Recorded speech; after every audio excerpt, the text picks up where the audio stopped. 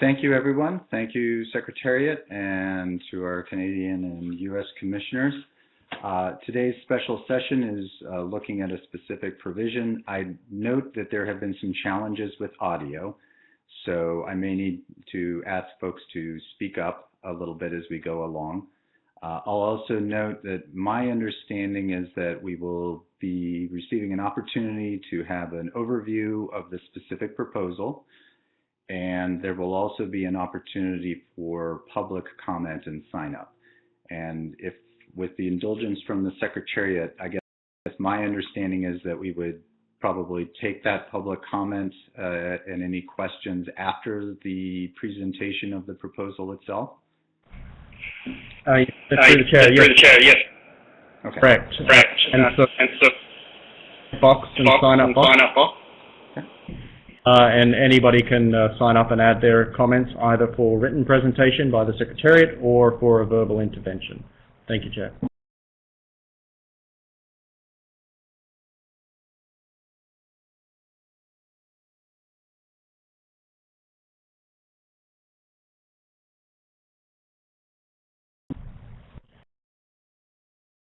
Sorry, Chair, you appear to be muted still. Keeps turning me off. My understanding as well is that there have been a number of emails that have been submitted on this, and I was wondering if those too would be available for review by the commissioners.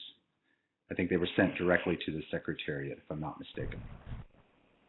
Yes, that's correct, Chair. We received two emails. Yes, that's correct, Chair. We have add those to the public emails, comment. and we have add those Thank to you. the public comment. And then before proceeding, I would like to make a note. I think we're having this special session in order to try and accommodate specific concerns that have been raised about the implications of COVID and operations within Canada. I want to make it clear that I think the U.S. position is we would like to try and be accommodating of these concerns and the specific recommendations that are being made, with the understanding that this is an unusual format for us to make changes to regulations. And I think there is some concern that has been expressed about process and procedure that we're using here, but we would like to find a path forward that can provide accommodation for the fleet in Canada to be able to fully harvest their charter allocations. And we also would like to note, I think from a U.S. perspective, an appreciation for Canada in the past in accommodating U.S. concerns and interests as it's related to COVID. So with that, I think perhaps we could just launch into a presentation of the proposal itself. And I believe, Mr. Rael, are you giving that overview? Yeah, I am. Thanks very much, Glenn. And if people cannot hear me, please let me know so I will speak louder. Glenn, I just have a really short presentation, an overview, if you will, of what Canada is proposing. The IPHC posted on their website the fishery regulation proposal for 2021, dealing with the recreational fishery in Area 2B. So a bit of background first. First, after the IPHC annual meeting that we had a short while ago, the Department of Fisheries and Oceans met with the Sport Fishing Advisory Board, and they are a board that basically provides advice to the minister on how they would like to see the recreational fishery managed within Canada. And this covers all species, but one of the agenda items at the meeting was halibut and dealing with the recreational halibut fishing plan for 2021. And so the discussion reflected on what occurred in 2020, which was basically in 2020, the fishing plan was developed with a projected catch of around 878,000 pounds would be caught by December 2020. But due to the COVID-19 pandemic that occurred, basically the effort was not there, and the end result of that fishery that can carry it on all the way through until December of last year was that their harvest amount caught was roughly 519,000 pounds in 2020. And so given what the the harvest that's set aside for the recreational fishery this year, it was clear that the view was that there's very likely to be a significant repeat of 2020. That is, there will not be a lot of people visiting from outside the country, and that effort would be significantly reduced. And with the harvest that's available for 2021, with the current regulations that are in effect, the likelihood of the total harvest that's available be taken in 2021 was unlikely to occur. So the Sport Fishing Advisory Board, with input from DFO management and technical folks, came up with a regulatory proposal that I would say is very precautionary. In the idea is that basically that we would start the fishery as with regulations as last year with some changes in size limit, but looking for the flexibility to make changes in season to go to 3 per day. The thinking is that that would be allow for an increase in the harvest over the course of 2021, with a better chance of the harvest being taken that's available for the recreational sector. People may not also know that the fishery is actively managed, meaning that the catch is monitored throughout the course of the fishery. And each month, as we get into the fishery, we'll get an update of how well the fishery is progressing. And we'll review that with the Sport Fishing Advisory Board representatives that are focused on halibut to have a discussion about where things are at within their fishery and whether any changes could be undertaken or whether the fishery needed to be closed because we are reaching the TCUI. That would happen in a typical year, having the monitoring. So having this monitoring is not something new, nor is having regular meetings with the Sport Fishery Advisory Board to see what the progress is towards the harvest limit that's in place for that particular year. So again, given what's happened in 2020 with much reduced tourism, much reduced effort in the halibut and other fisheries, it was clear that the probability of being able to harvest the full amount of the harvest in 2021 was highly unlikely. And as a result, came up with this option that's in the regulatory package. And I'm not going to read it all out to you. We can get into some details if you like. But the Appendix B gives what the relevant proposed changes are being proposed for 2021 and going forward into the calendar year of 2022. So the regulatory year basically starts April 1, 2021 and ends March 31st, 2022. As I said, again, though, this would be an actively managed fishery, and changes would be made depending on the progress of the fishery. We're deciding whether to change from up to 3 per day or not as a possession limit. So I think I'll stop there, Glenn, and see if any of my fellow commissioners, Canadians, want to add to what I've just gone through, and then go back to you.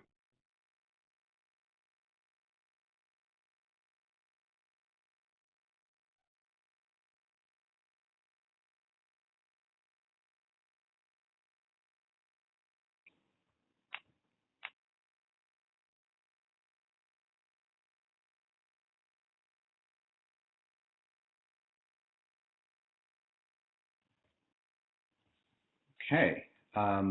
Hearing none, I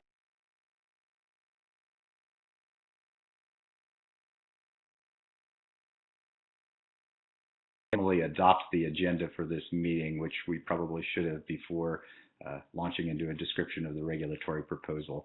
So with your indulgence, I assume that we may adopt the agenda as it's currently described in SS010, if that's okay. Yeah, that'd be fine. Yeah, that'd be fine, Glenn. Okay, thank you. All right, now back to the substance of the issues at play. Why don't I pause to see if there are any questions from U.S. commissioners?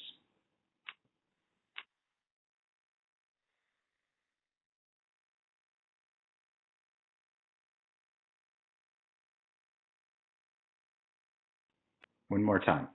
All right.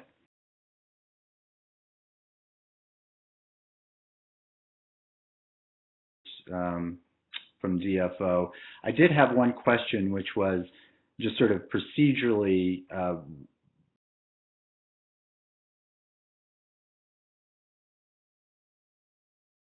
that was likely to occur in the sport fishery. And I'm curious as to why this proposal was not something that was available for us to consider at the annual meeting or even at the intersessional meeting.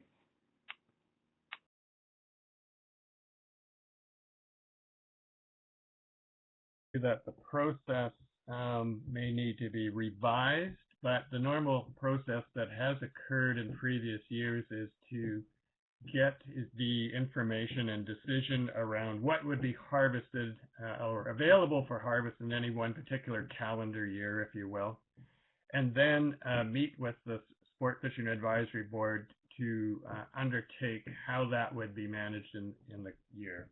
I suppose maybe in hindsight, one could say that the discussion could have happened in January in advance, and we had the discussion at the annual meeting. But that doesn't always happen, and so going forward, I think we might be taking a look within the department to see if we're going to change that process and have some ideas before the annual meeting.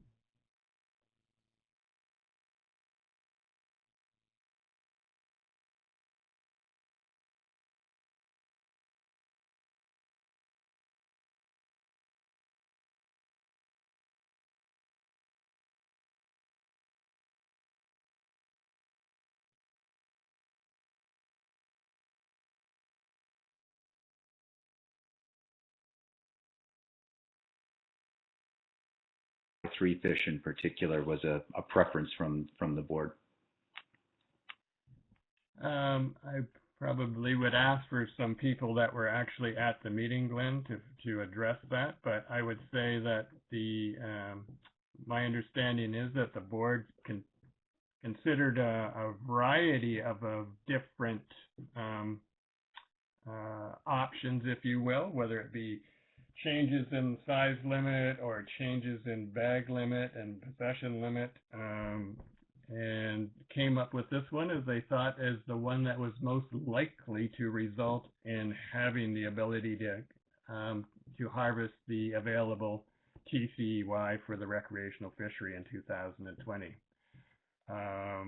You note that there's one other change as well, is that there's a change to the annual total amount as well. Probably won't have a big impact on the overall harvest, but there's a change from allowing a total annual harvest of 6 now to 10. And so they, I think, basically considered a whole host of options and thought that this one would be the one that would provide the most likelihood of seeing the actual harvest taken in 2020, and is the reason that they adopted it and recommended it to the minister.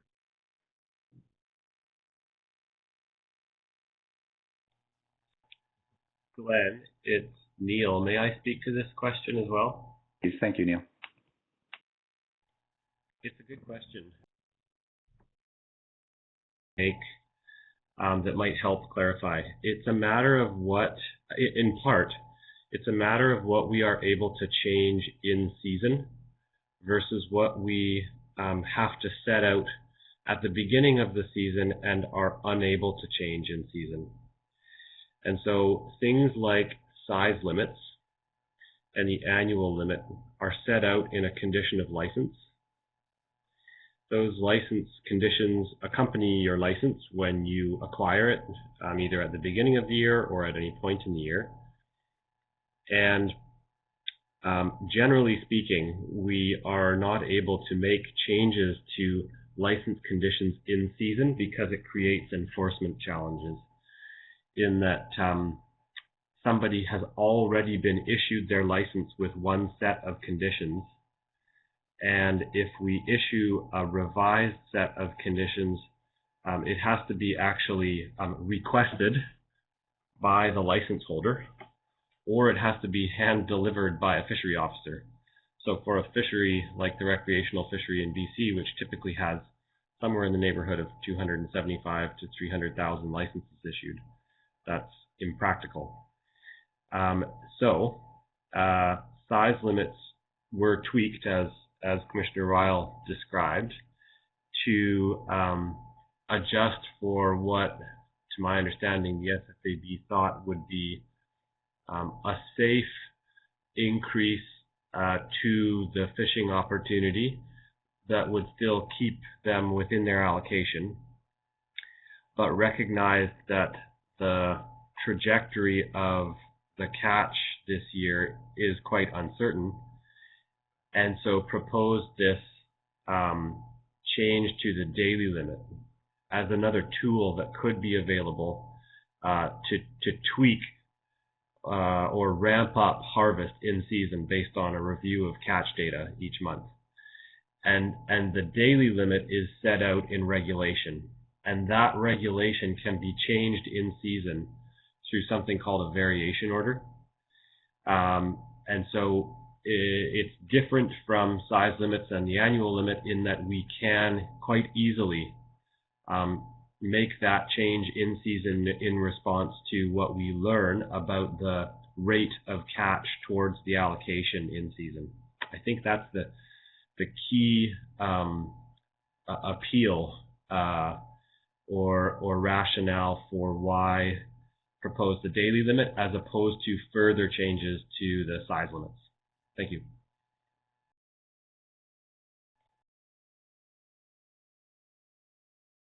Thank you, Neil, and appreciate the additional detail there. I'll pause for a moment to see if there are additional questions from other commissioners. Please go ahead, Bob. Yeah, I don't know if that comes through or. So Paul, the question I have is this end date for the is it March of 2022, March 1st or March 31st, 2022? Would there be a reconsideration at the next annual meeting of whether this size limit would go forward again, or would be an automatic? I noticed that pre-COVID you had 877,000. I assume that was in 2019, which gets closer to the overall allocation of 915, I guess, 915,000. What is your long-term goal on this this increase to 3? Is it just for the short term of the COVID, or are you looking beyond that for 3? Yeah, thanks, Bob, for the question. I guess that would depend on a variety of factors going forward into the long term. I mean, this is a response to COVID-19 in this particular year, but I would say going into the future, there may be a desire to have the daily possession at 3 going into the longer term. But I think that would be a matter for the SFAB to work with the department to see if the available harvest would warrant that, and make a decision of whether that's a good tool to have or not. As Neil was outlining, a variation order allows you to make those changes within a year and decide whether you would like to see 2, 1, or 3. So whereas some of the other changes are much harder to do and they're in place for the year without reissuing licenses.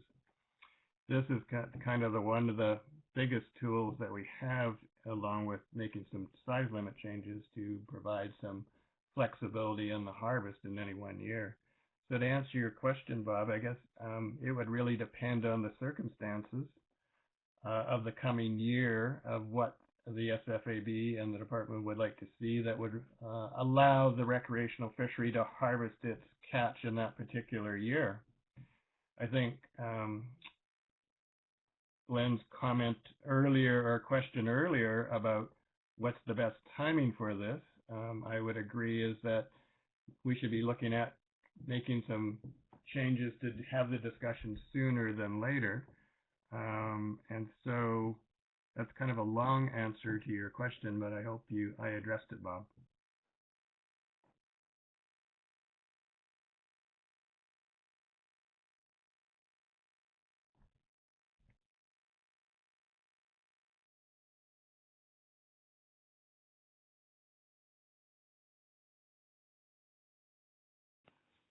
All right. Are there other additional questions from the commissioners at this time? Hearing none, I am going to propose that we, let me double check my agenda here briefly, propose that we provide an opportunity for any additional public comment on this proposal, and then perhaps we can circle back on potential action on this issue after we've had an opportunity to consider some of that comment.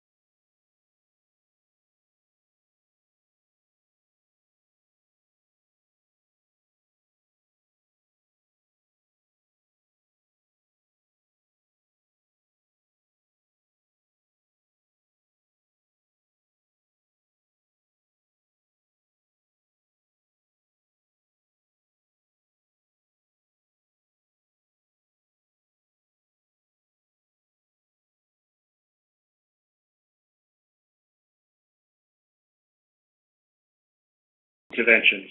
Sorry, if I may, before going to that, I believe Mr. Mesereau's comment continued on the following page. You're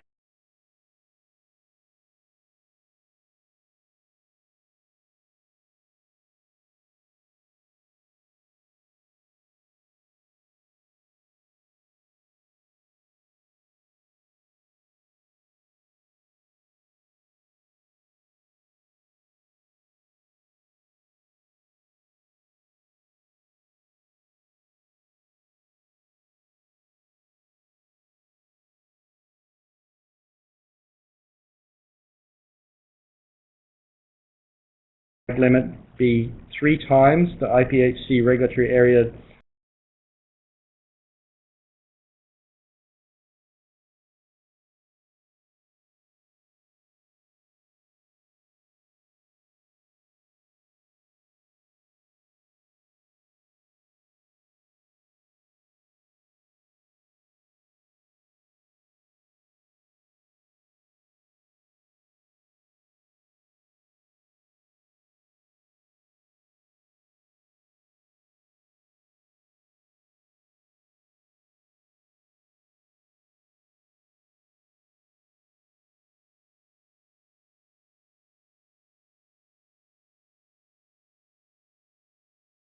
recreational fishermen achieve optimum yield during COVID, as long as the changes to the rules that are for the duration of this year or until COVID-19 pandemic is over. And so for the third public comment, if we could give Mr. Forrest Braden the microphone, please, Secretariat. Forrest, can you hear us? Just let us know when you're online. Yeah, can I get a mic check? Okay, good. Thank you. This is Forrest Braden speaking on behalf of Southeast Alaska Guides Organization, and we represent about 300 businesses there here in Southeast, about 550 vessels operating in the sport fishing industry. I had some concern about the last minute proposal here, and my first thoughts were, honestly, did you not already have the tools? Does Canada not have the tools to be able to take care of this with size restrictions? That was addressed by Commissioner Davis, and that makes some sense. And so I guess that we knocked over that obstacle that SEGO had. I do have some concern about any long-standing effects or plans of a 3-fish annual bag limit. Most of the sport limits domestically in the U.S. were set with kind of a fundamental 2-fish daily bag limit, and everything that's been done since then has sprung off of that. So I guess that's not on the agenda this meeting, anything long-standing.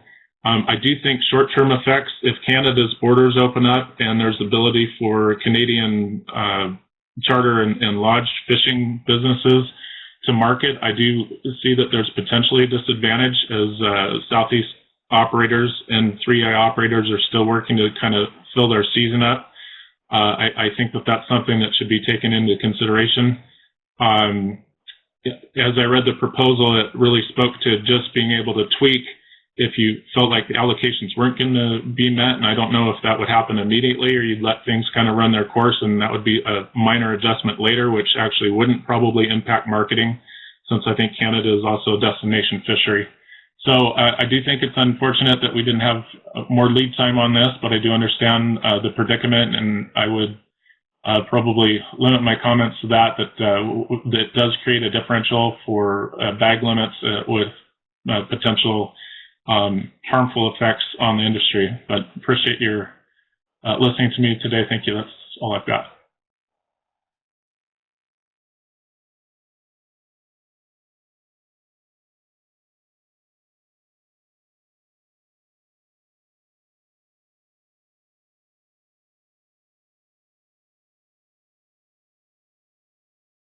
A written comment from Linda Bankin of the Alaska Longline Fishermen's Association. The Alaskan Longline Fishermen's Association would note that this change in recreational fish bag limits is being requested with very limited information and opportunity for consideration.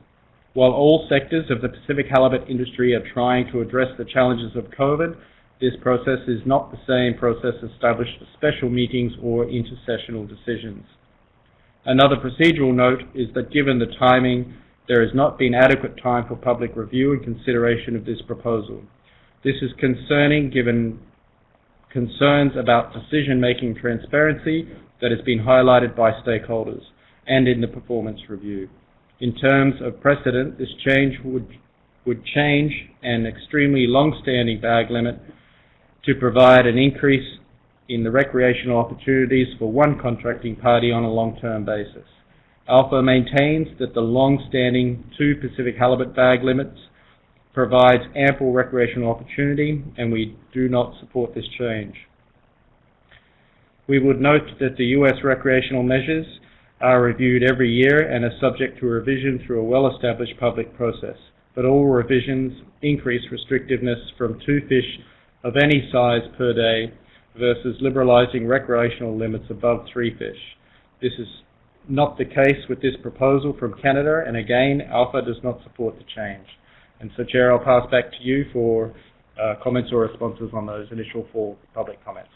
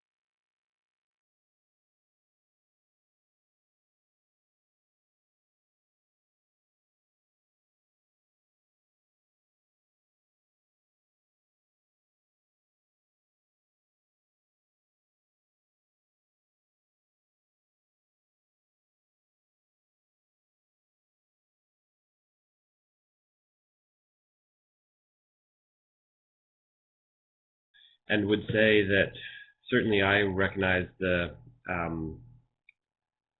some of the the shortness of notice challenges that we are facing with this. I think we've been kind of pressed into some of these issues just by virtue of the uncertainty of the situation we are in with COVID and so on. But would agree with the general point or suggestion that, you know, as much as possible and wherever possible, we want to be making these kinds of determinations with the opportunity for public comment and review of them. With this particular example, I think the way that we've arrived at it is much as Commissioner Ryle was describing earlier, in that we did begin with an exploration of all the flexibilities that were available to us within the regulatory framework as it stood. I think the recognition was that seeking this flexibility would allow a more responsible approach to this year, in that if we were overly aggressive with changes to things like size limit or annual limits, we may get an undesirable outcome with the fishery either arriving at its allocation or exceeding its allocation prior to a full season.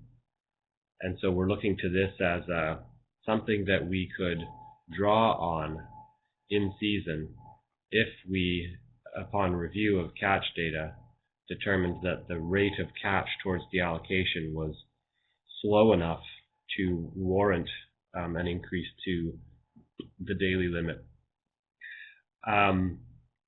But I think some of the comments about what can we do to consider how this process of determining management measures for the recreational fishery in 2B are things that we can certainly look further into and think about whether there's opportunities to adjust our process moving forward. And I think it's just sort of us learning as we go with some of the challenges posed by the pandemic.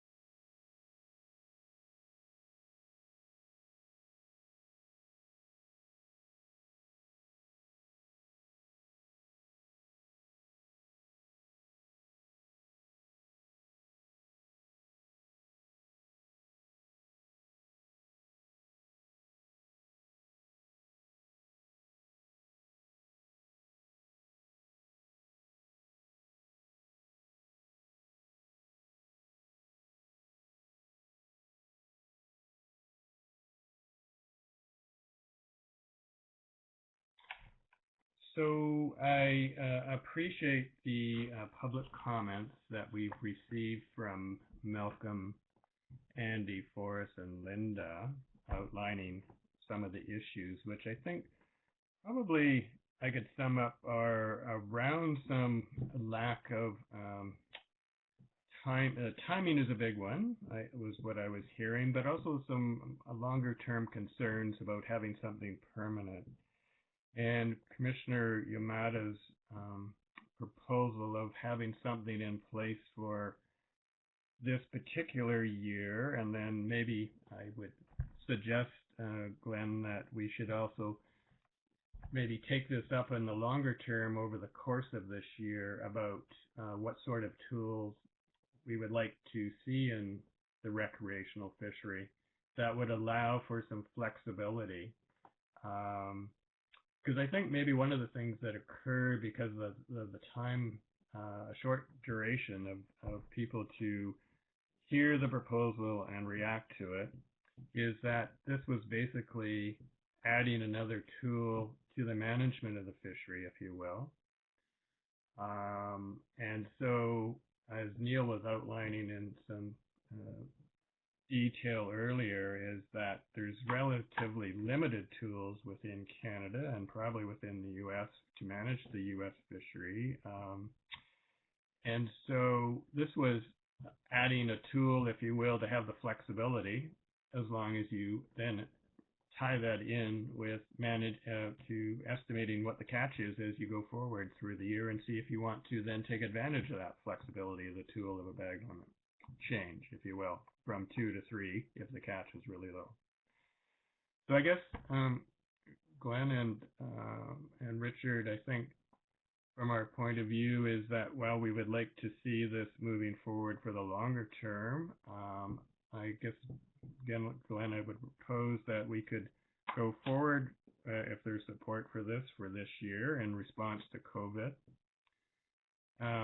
And then, as well as I was saying, we should probably have some additional discussions over the course of this year of whether we could make some longer term changes to retain that kind of flexibility, if you will, going forward in other years, depending on the pace of harvest in a year, for example.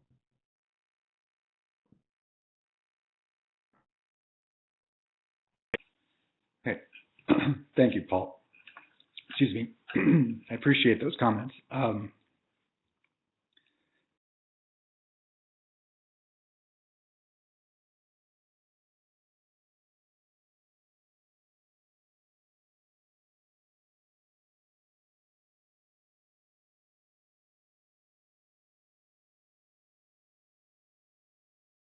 U.S.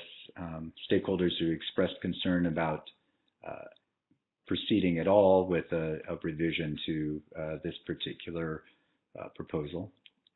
But I also note, perhaps I'll pause because I think there have been additional written comments that have come in since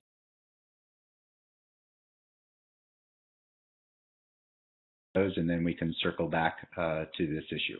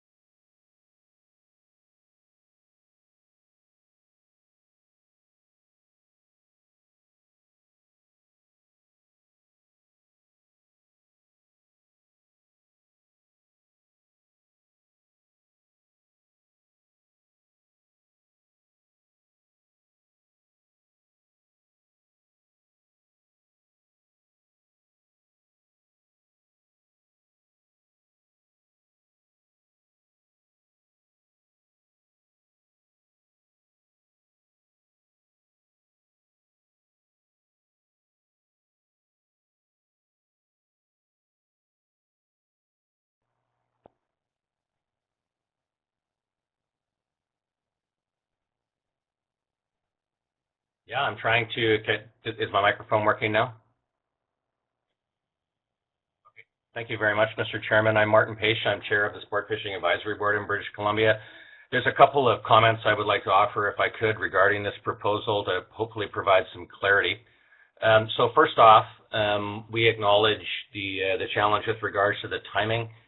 This is, again, a function of extenuating circumstances to deal with COVID-19 and the fact that the public fishery in British Columbia left close to half of its TAC in the water in 2020, and would like to try and do a better job of getting close to our TAC this year. So this proposal really is all about flexibility, as the commissioners have noted. Canada, the way we have our regulations structured in British Columbia, makes it extremely challenging, at this point in time impossible, for us to vary size limits. I would suggest that from an SFAB perspective, if there was the opportunity to vary size limits in season, that would be preferable to us. However, the opportunity to adjust bag limits is something that also provides that flexibility. And the reason that we feel that this is an important opportunity for us is the fact that the halibut fishery, the public halibut fishery in British Columbia, is very actively managed from a catch monitoring perspective. I've been a member of that halibut committee for well over a decade now. We operate with in-season data. We have a combination of creel survey data. We have lodge logbooks. We have charter logbooks. And then we also have an internet survey that is undertaken every month. The survey participants are prepared to answer the questions. They're offered opportunities to keep catch logs, and we can use that survey as a means to calibrate estimates that come in through logbooks. So we are typically operating just about 1 month in arrears in terms of our ability to predict catch. We've been using the various tools that we're using now to regulate the fishery to within its TAC for quite some time now, and are able to identify trends quite accurately within the season. And that's where this type of flexibility is extremely useful for us. And it's worth noting that variation orders go both ways. So if it appears that the trends illustrate that our catch has the potential to exceed our TAC prior to the end of December, the Department of Fisheries and Oceans always has the option to close our fishery down, and they have done that in previous years. However, that's the reason why the Sport Fishing Advisory Board consistently adopts a highly precautionary approach in terms of management measures that we propose to the Department of Fisheries and Oceans. And in fact, the management measure that we're proposing this year is precautionary to the point that we are predicting to be just over 200,000 pounds under our TAC in terms of our catch this year, in an attempt to try and deal with the uncertainty associated with COVID. Cruise ships are also closed for Canada, and we also have similar travel restrictions in place. However, the SFAB has been very cautious in acknowledging that should borders open and that type of thing happen, there is the potential for catch to increase. The way things are unfolding right now, we don't see that happening, hence our need to deal with this opportunity to provide flexibility through a daily bag limit restriction. From a traveling angler's perspective, what they're, I think, most interested in, as an individual who's been involved in the operation and management of lodges and charters for well over 30 years now, I can suggest that what most traveling anglers are interested in is a possession limit. And the possession limit of 3 is what it currently is in British Columbia now, and has been for quite some time, and no one is suggesting that possession limit changes. And then a final comment regarding competitive advantage. Again, as someone who has operated lodges and charter fisheries for a long time, I would suggest that the market amongst halibut fishermen is as diverse as any segment of the population. There are those anglers that are attracted or would have a desire to keep 3 smaller fish, noting that the 3-day bag limit only applies to fish under 90 centimeters in British Columbia. There are anglers that may be attracted to that, but there are also anglers in the halibut fishery that are attracted to the opportunity to retain a large halibut. It's my knowledge that there are regulations in Alaska right now that currently offer halibut fishermen the opportunity to retain any fish of any size on the outside edge of a reverse slot limit. And one could assume then that given the fact that a portion of the market is interested in harvesting large halibut, that might provide a competitive advantage. from a Canadian perspective, we have chosen not to comment on domestic regulations like that, and I'm sure we'll continue to do so. So at the end of the day, we appreciate the flexibility hopefully provided by the Commission to deal with this COVID event, this COVID-related proposal that we're putting in.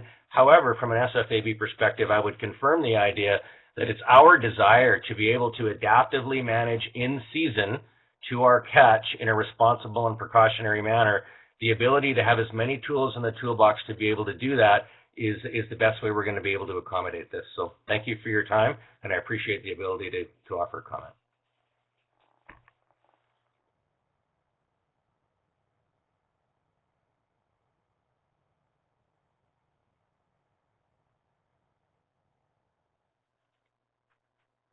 I'm happy to answer.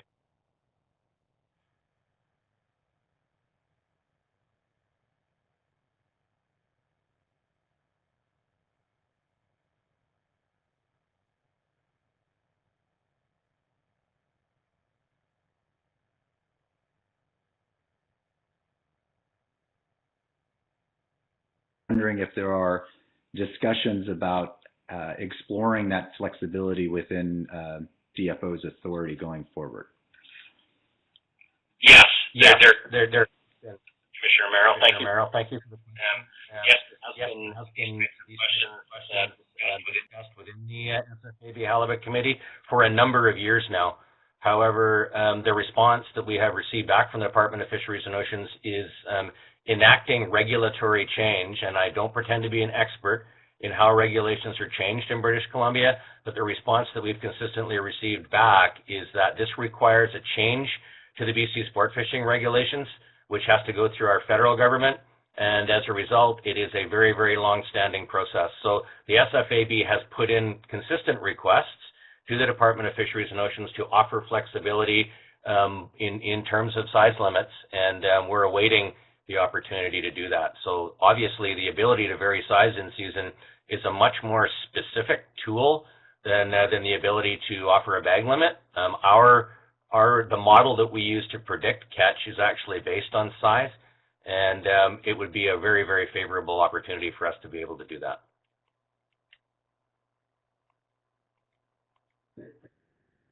More in terms of process, and that is, we have before us a regulatory proposal that would establish if you will, a permanent or until otherwise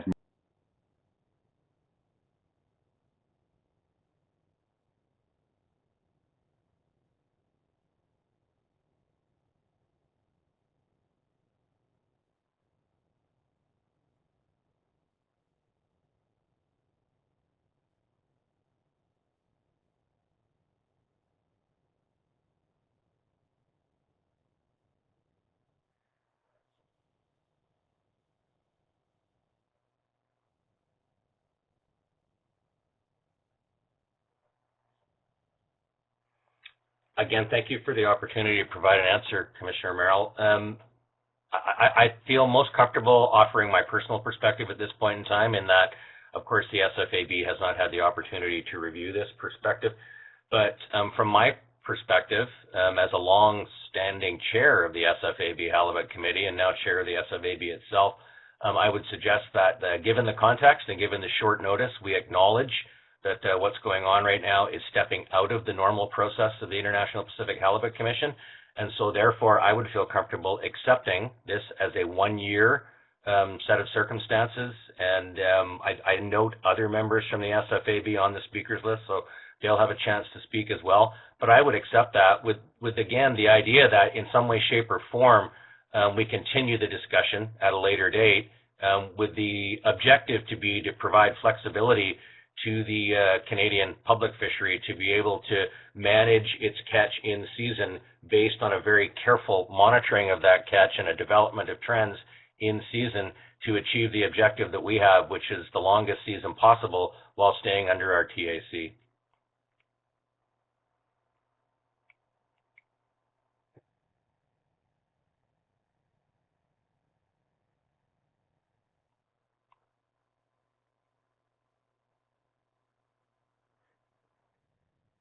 Thank you.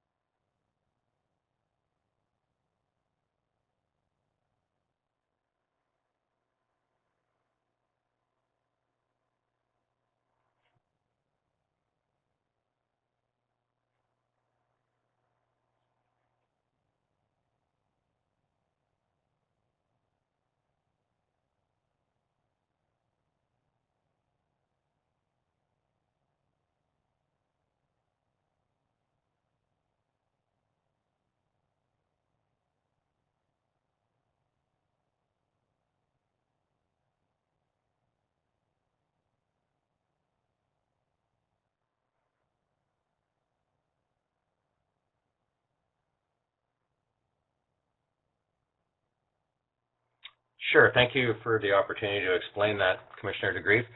Yes, the public fishery in British Columbia does have an overage provision in place.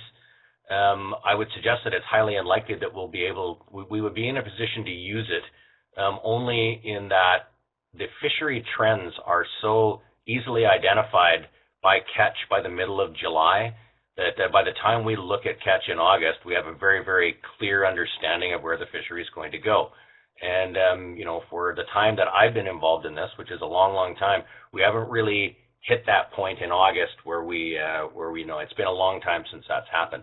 But in the event that it does, you're absolutely right. So assuming that we have some kind of unbelievable increase in effort in June and July, and it looks like we're going to we have already surpassed our TAC, then the SFAB has an opportunity in order to prevent sort of an immediate closure to incur an overage of up to 10% over our TAC, and then that overage would be deducted from the TAC that we would fish on the following year.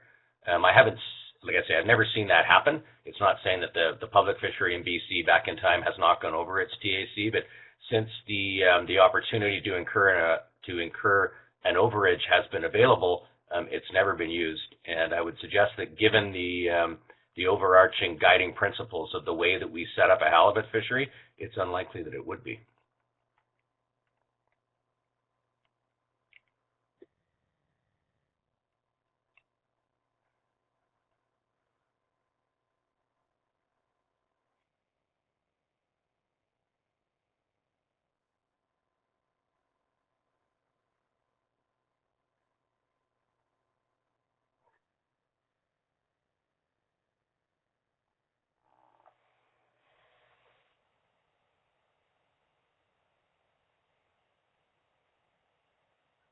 Charter Association. The Homer Charter Association would like to express concern for this fishery regulation proposal. We cite a lack of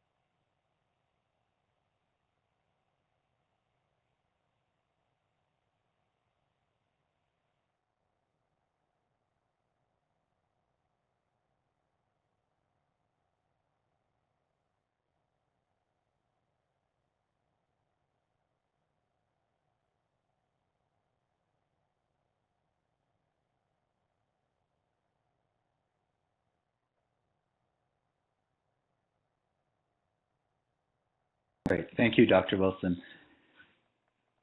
So perhaps at this time, we could have some additional discussion about the nature of the public comments that we've received so far, what we understand about this proposal, and perhaps there is a path forward that could provide an opportunity to address some of these concerns, I think noting a number of the procedural and policy implications about making a long-standing change to this regulation. So perhaps with those caveats, Paul, perhaps I could turn it over to you for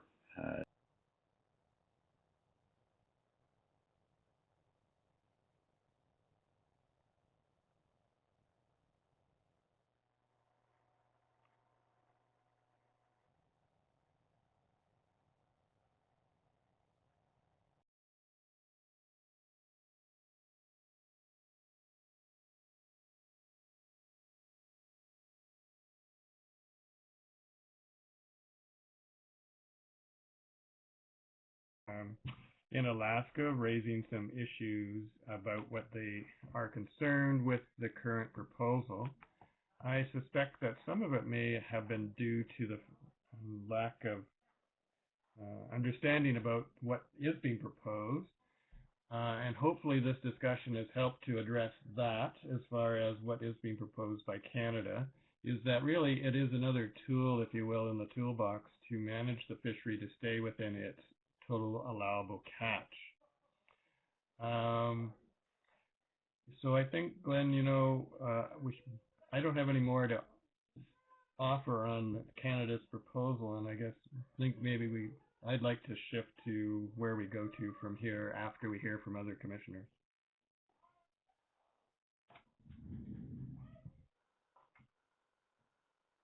Okay. Thank you, Paul. Why don't I turn it over to comments from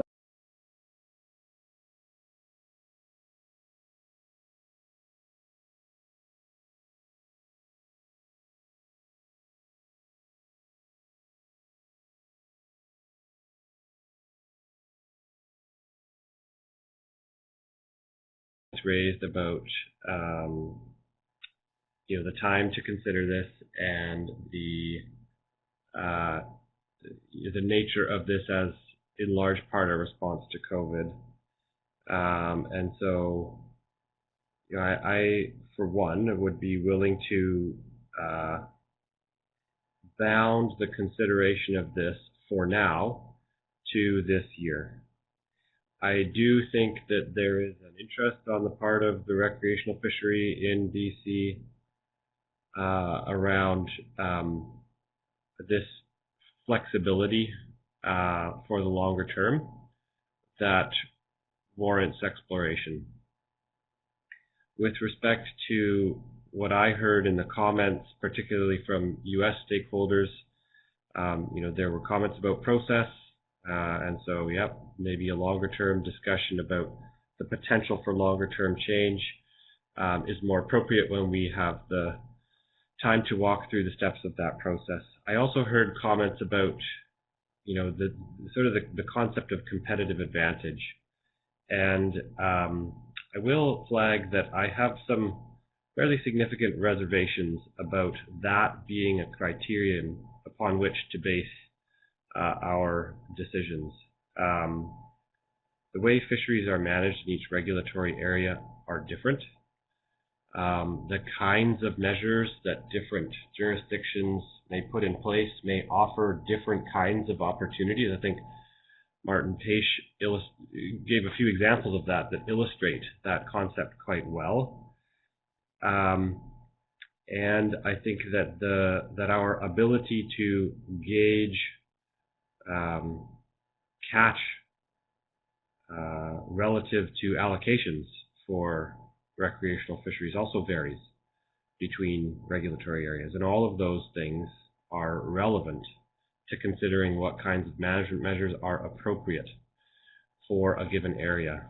But I am very wary of the idea that if a measure can't be offered everywhere, it can't be offered anywhere.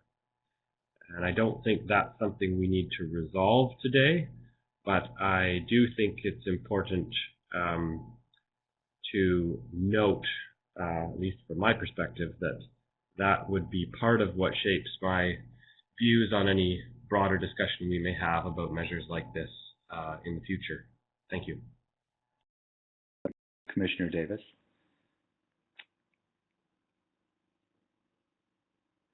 Seeing no other hands, I'll turn to see if there are any comments from U.S. commissioners.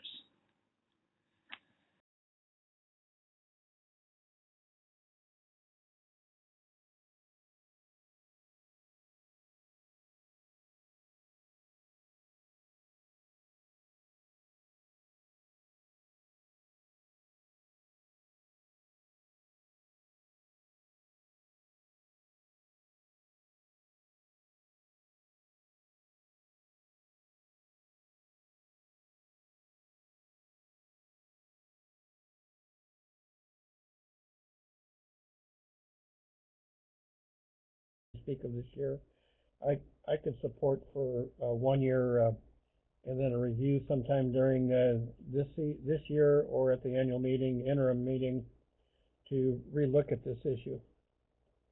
So those are my comments, Glenn.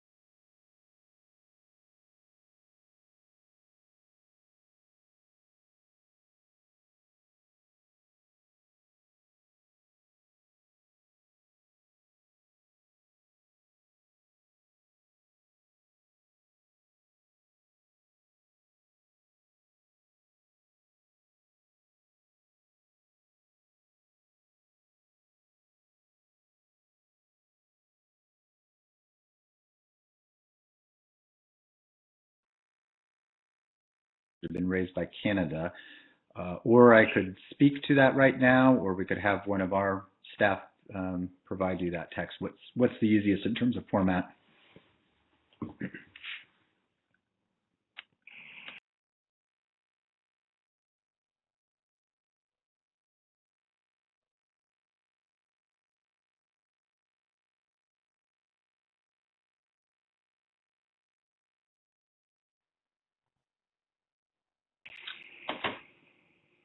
Paul, if that's acceptable with you, I can just read that out. Yeah, that's fine. Great. Yeah, that's fine. So the text would be revised. Let's see. Unfortunately, the notes are covering up the C for me right now, but it's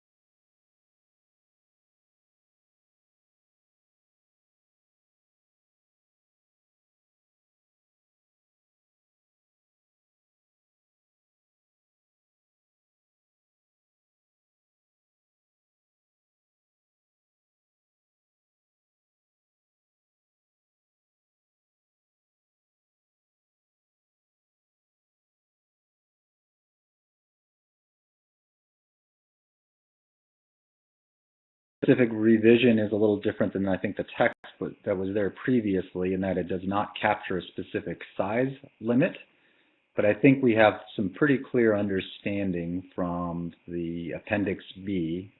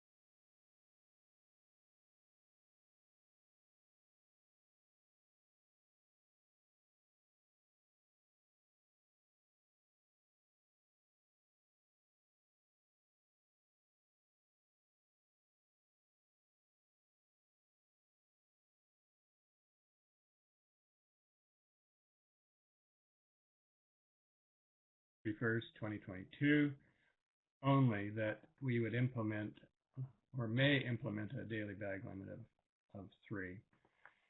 And so I think, unless there's some objection from the Secretariat around that language, I think that's probably something that we could move forward with. And then, as you say, Glenn, and as I think Neil and Martin and some others have identified, there is interest in carrying on this discussion and seeing where we take this going into the longer term.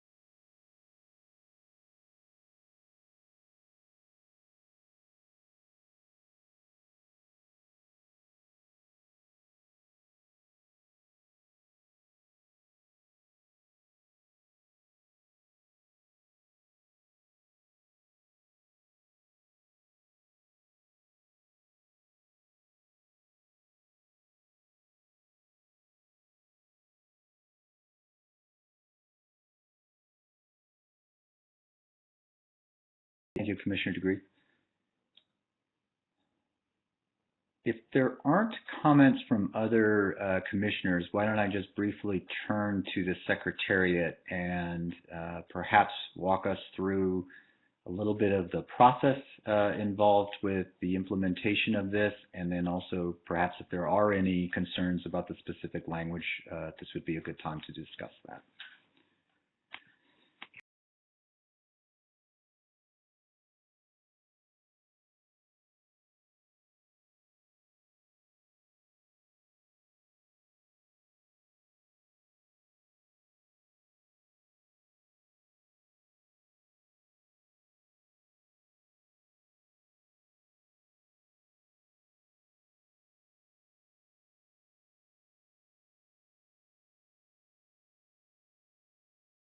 Fishing season is due to open in about 2 weeks' time, and so we would just like some direction from the Commission on when you would like the Secretariat to propose the fishery amendment that's shown on screen to the contracting parties for their consideration and potential ratification. Thank you, Dr. Wilson. Thank you, Chair. On that note, and then perhaps Commissioner Rael, I'll turn to you. We would want to ensure that our current approval process for the existing regulations is not otherwise hindered or slowed down with the implementation of this proposed change.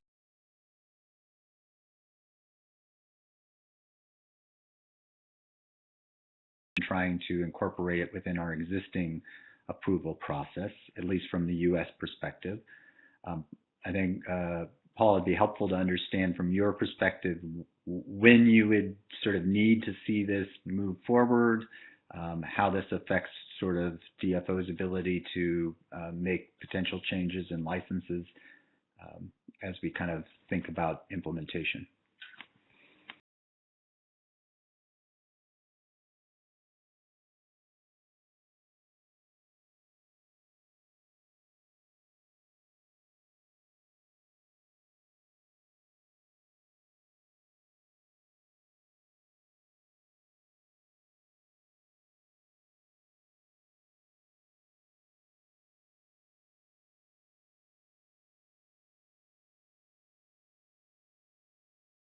I'm going to go back to Neil on this. He's had some further discussion on what would be best for the department in moving forward.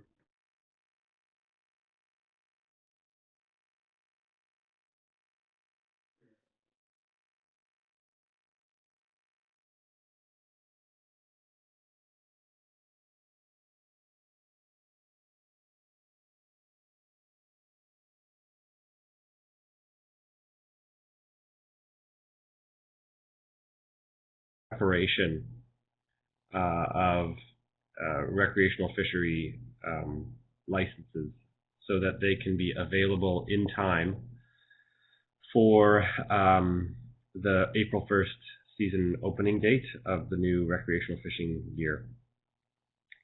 I think we could explore, I think if we have certainty from today's discussion about the support for a regulatory change, we could perhaps turn our attention to a discussion with the Secretariat about the time frame for confirming the decision, the Commission's decision in revised regulations through the approval processes with the contracting parties. Because I think our goal would be to avoid any kind of disconnect between the IPHC regulatory language and what we might include in our license conditions come April 1st. So I think that would be the time frame that we need to resolve this within.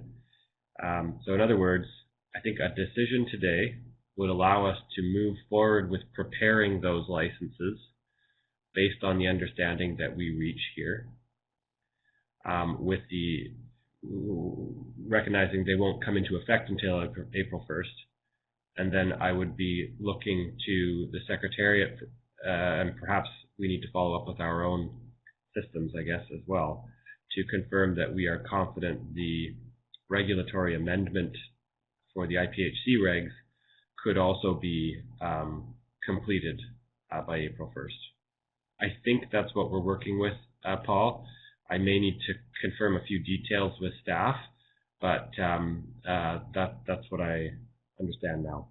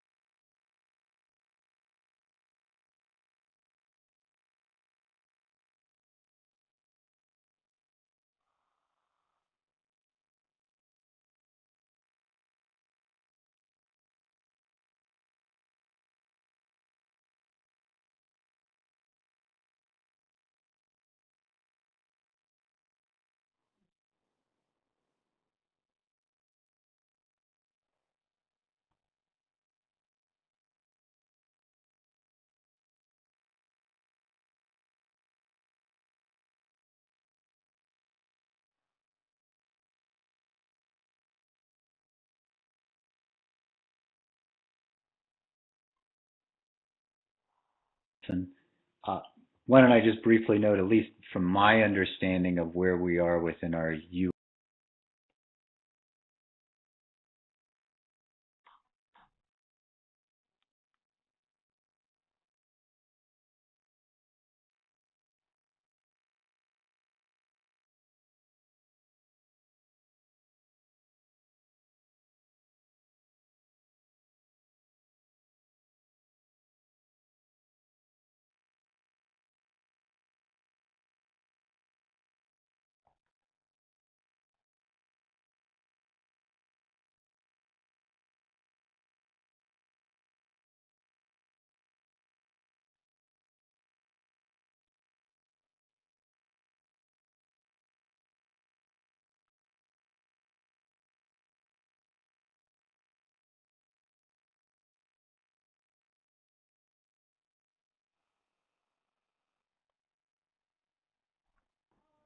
Yeah, thanks, Glenn. I don't have any update, but Neil, you may have been speaking with Ottawa about where they are. I know that they are there. My expectation, Glenn, is that they will be done very shortly, but Neil, you may have more timely information.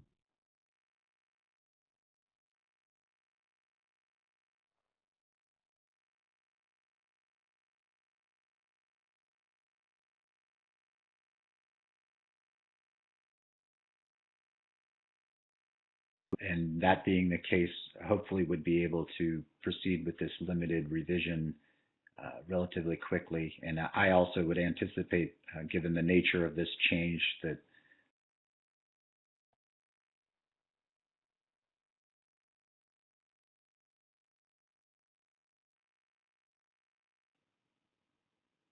anything else on process issues?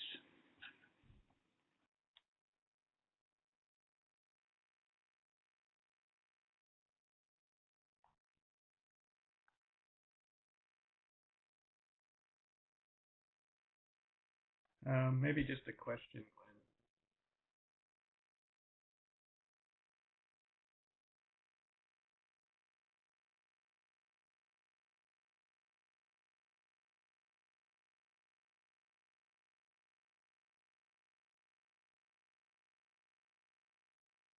Here, through this approach, is to accommodate some unique situations that are affecting Canada, frankly affecting the U.S. as well in terms of the impacts of COVID, and trying to accommodate those in a way that provides an opportunity for flexibility, understanding concerns about some of the longer term implications, some of the concerns about process and otherwise. But I believe that this is an effective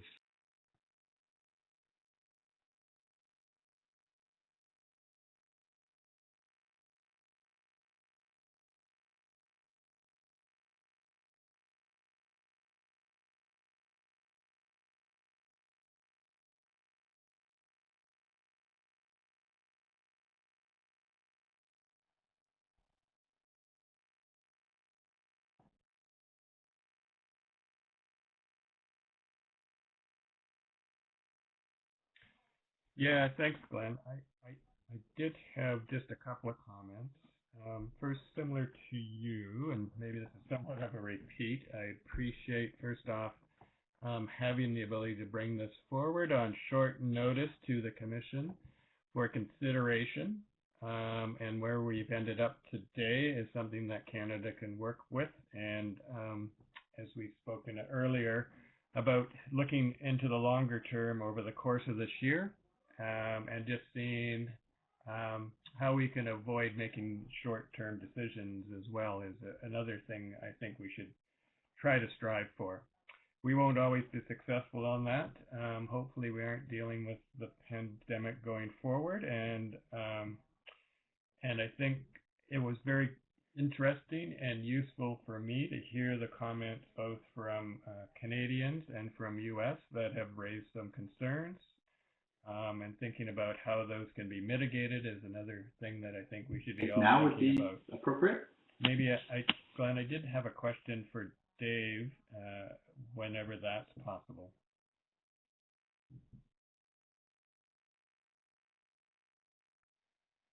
Okay, thanks.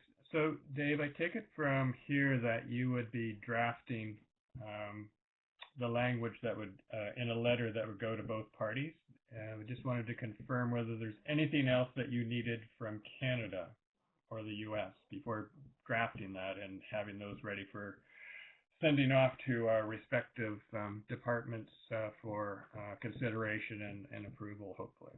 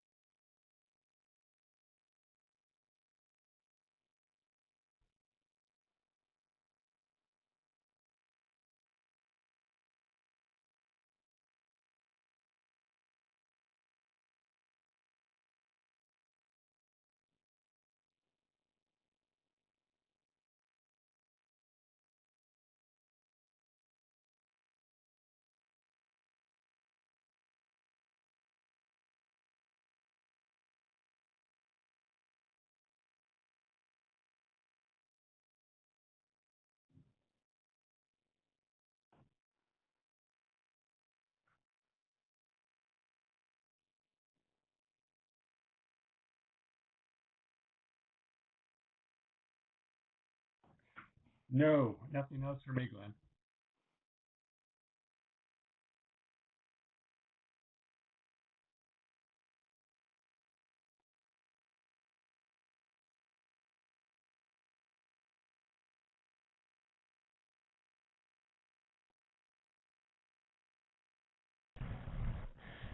Thank you, through the chair. Yes, that would be the intention, is to obtain consensus approval of the report text, including the amendment, noting that if consensus is not possible, as long as we have two from each contracting party, that is sufficient. But our goal is always consensus if possible. Thank you, Chair.